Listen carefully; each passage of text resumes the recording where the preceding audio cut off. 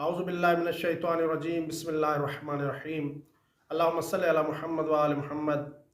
मोमिन किराम, एक सवाल हमसे कसरत से पूछा जाता है और वो सवाल ये है कि अगर किसी इंसान पर एक से ज़्यादा गुस्ल हों, चाहे वो मुस्तहब गुस्ल हों या वाजिब गुस्ल हों, और ऐसा मुमकिन है कि इंसान पर एक से ज़्यादा गुस्ल हों।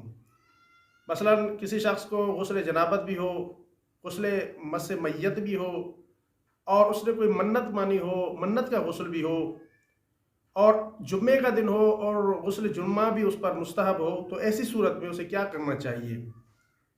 बाज़ मोमिनीन हर गुस्ल के बदले में गुस्ल करते हैं, लेकिन ऐसा करना ज़रूरी नहीं है, बल्कि आप इन सब गुस्लों की एक साथ नियत करके एक ही गुस्ल कर सकते हैं।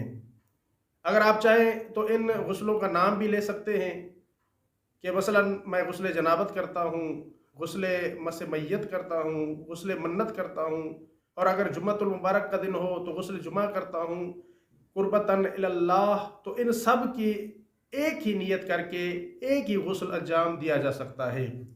और नियत में जैसा कि मैंने बहरा अर्ज़ किया है कि अल्फाज का अदा करना ज़रूरी नहीं है, बल्कि अगर आप इरादा करते हैं कि आप इन तमाम गुस्लों के लिए गुस्ल अंजाम दे रहे हैं तो ये काफ़ी होगा। वमा अलैना इल्लल बलागुल मुबीन। अल्लाहुम्मा सल्लि अला मुहम्मद व आलि मुहम्मद।